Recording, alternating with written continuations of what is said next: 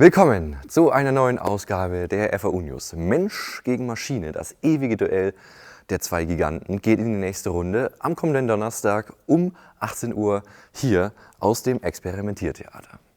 Am 1. Dezember tritt die Fürther Poetry Slammerin Pauline Füg gegen eine künstliche Intelligenz an. Idee und Hintergrund des KI-Experiments Bot or Not: können KIs künstlerisch aktiv sein? Frau Füg, nehmen Sie uns mal mit, wie läuft der Abend ab? Ich präsentiere einige selbstgeschriebene Zeilen, Texte aus meinem Repertoire, und dann gibt es noch einen Teil, den Bot or Not Teil, den Bot or Not Slam, wo ich Texte von mir und von einer künstlichen Intelligenz vorlese, die zum selben Thema gehen, und dann muss das Publikum raten, welcher Text ist von mir und welcher Text wurde vom Bot, also von der künstlichen Intelligenz, geschrieben. Es wird auf jeden Fall sehr spannend und ich freue mich sehr drauf. Frau Füg, Sie sind nicht nur Schriftstellerin, sondern auch Psychologin, und künstlerisch aktiv sein, so denke ich mir zumindest, hat viel mit Gefühl zu tun. Stößt hier KI noch an seine Grenzen? Was glauben Sie? Ja, genau, das ist die spannende Frage. Kann man das unterscheiden, weil zum Beispiel die Texte emotional anders wirken? Ich finde, irgendwie fehlt manchmal so eine kleine Brise bei den Texten von der KI. Aber auf der anderen Seite kann eine KI total spannende neue Wortkonstruktionen bilden, die auch irgendwie sehr poetisch sind. Also ich finde es auch total spannend, sich zu überlegen, wie geht das ineinander? Wie kann eine KI sogar den Menschen ergänzen?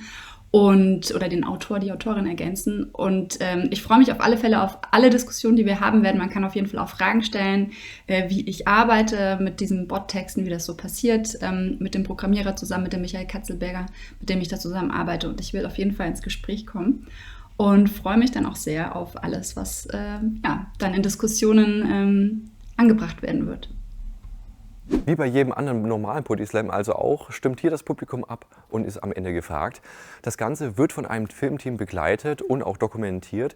Wer also nicht dabei sein kann, Frau Füg, kann das Ganze auch später nochmal anschauen, richtig? Es ist ein Kamerateam dabei von der ARD und die machen eine Doku Sprachwunder Mensch, die wird im April ausgestrahlt werden, und die Doku beschäftigt sich mit dem Thema Sprache und Sprechen, aber auch eben mit künstlicher Intelligenz und Kreativität.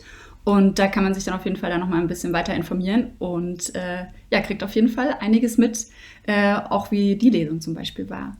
Genau, ich freue mich aber auch natürlich auf alle, die kommen werden. Vielen Dank, Frau Füg, für die spannenden Einblicke. Der Gedichtwettstreit zwischen Mensch und Maschine steigt kommenden Donnerstag hier im Ex beim Audimax. Der Eintritt ist frei. Was läuft sonst so am Campus? Das erfahrt ihr in den nächsten Slides. Am 5. und 6. Dezember könnt ihr leider nicht in die Hauptbib gehen. Die muss wegen dringend notwendiger Bauarbeiten geschlossen bleiben. Lernplätze, Buchausleihe und Rückgabe sind nicht zugänglich. Weicht bitte auf die anderen Bib-Standorte aus und achtet bitte auf die geänderten Öffnungszeiten. Aktuell sehr ans Herz legen kann ich euch die Ringvorlesung Antisemitismus, Hintergründe, Herausforderungen, Handlungsperspektiven. Sie findet immer montags ab 17:30 Uhr im Theatersaal St. Paul beim Dutzenteich statt. Heute untersuchen Oberstaatsanwältin Claudia Guber und Nikolai Schreiter Antisemitismus aus strafrechtlichen und alltäglichen Perspektiven. Gerade läuft die Anmeldephase für die Prüfungen im aktuellen Wintersemester. Noch bis 11. Dezember könnt ihr euch für Hausarbeiten und Co. auf Campo anmelden. Das funktioniert über euren Studienplaner. Wenn ihr Probleme dabei habt, meldet euch bitte umgehend bei support-exa@fau.de. Wir haben euch aber auch noch mal eine hilfreiche Seite verlinkt.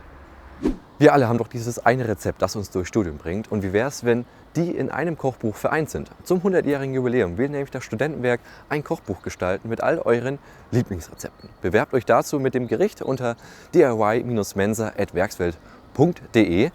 Die genauen Kriterien für das Rezept, für das Gericht, die haben wir euch verlinkt. Einsendeschluss ist der 4.12.22.